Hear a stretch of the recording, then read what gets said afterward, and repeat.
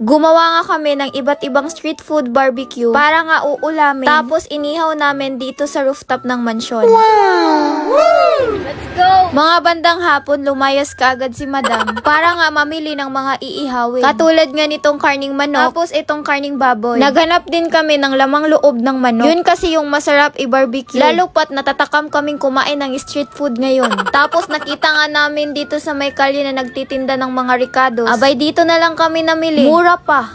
Pagka uwi nga, nabutan na naman kami ng gabi. Tapos naging kargador pa itong si Madam.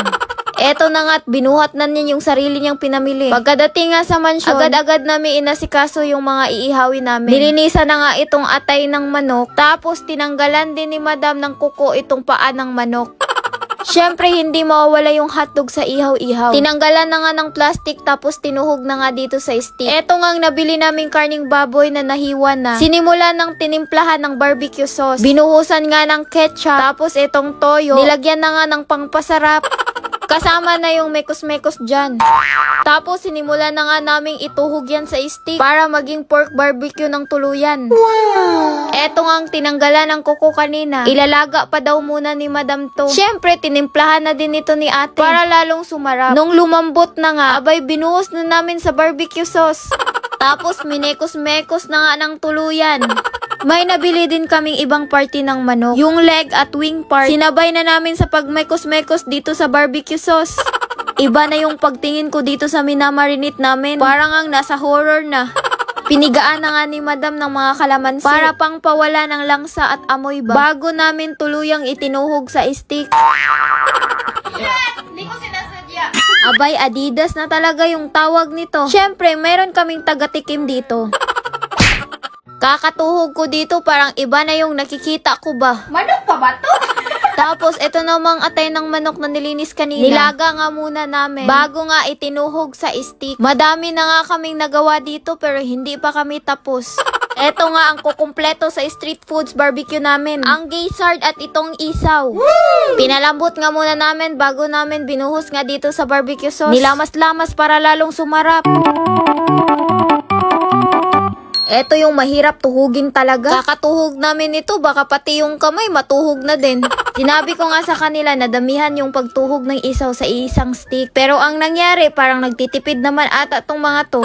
Natagalan talaga kami dito sa pagtusok-tusok nitong isaw. Eto pa naman yung favorite ko talaga. Hindi mawawala yung isa sausaw. Kaya nga gumawa nga dito si ate ng napakasarap na sausawan. Habang kami dito nakipagbakbakan pa din sa pagtuhog nitong mga isaw. Dahil sa rooftop kami mag-ihaw-ihaw, abay ready na pala itong uling na gagamitin. Kaya inakyat na nga ni Madam yung mga iihawin. Papunta nga dito sa rooftop ng mansyon. Matagal-tagal na ding hindi nakapag-cooking show si Madam dito sa rooftop. Dahil nga sa dami ng nagawa naming iihawin, baka bukas pa kami matatapos nito. Grabe, gamit na gamit talaga itong minekos-mekos na barbecue sauce. May natira pa kaya inakyat dito sa rooftop para ipahid-pahid nga dito sa barbecue na iihawin. Ready na nga itong gagamiting ihawan. Kaya sinimula na naming mag-ihaw-ihaw, baka kasi bukas pa kami makakain ito. Kanya-kanya na nga sa pagsalang dito nga sa ihawan. Habang nag-iihaw ka nga, parang gugutumin ka. Hindi ko akalaing magagawa namin to dito sa rooftop. Sarili talaga naming gawa itong street foods barbecue. Kaya hindi maiwasang masunog tong inihaw namin. Kanya-kanya na nga kami dito ng duties at responsibilities. May nagpapahid, may tagabaliktad, may tagapaypay. Abay, pwedeng-pwede na talagang magtayo ng barbecuehan. Tignan mo ang sarap na talaga nitong inihaw namin. Wow! Napagod na nga si Madam sa kakapaypay dito. Nakita nga niyang meron palang electric fan dito sa rooftop. Kaysa mga ngalay sa kakapaypay, electric fan na lang yung ginamit. Yun nga lang, ang lakas ng usok. Kaya hindi talaga may iwasan na maaamoy din ng mga kapitbahay namin. Etong niluto namin dito sa rooftop. Yung usok kasi nangapit bahay na din. Etong ihaw-ihaw, gugutumin ka pa talaga bago tumaluto. Pati kami nangangamoy barbecue na din.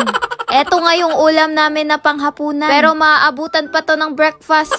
Dahil nga sa daming barbecue na inihaw namin. Ice cream yummy! Ice cream good! Inuna namin inihaw yung mga malalaki. Hinuli na namin itong mga nilaga na. Para pabilisang ihaw na lang to kasi luto na. Partida, bumili pa si tatay ng isang case na soft drinks. Tapos naghiwa pa ng watermelon dito. Ready na din yung isang plangganang kanin. Luto na din tong barbecue namin. Woo! Abay, simula na sa pagmukbang. Para lang talagang may birthdayhan. Sana wag lang kaming ulanin dito. Namiss talaga namin kumain dito sa rooftop. Nagpapainggit pa talaga itong si Madam, oh. Sabay-sabay na kaming nag-dinner dito sa rooftop ng mansyon.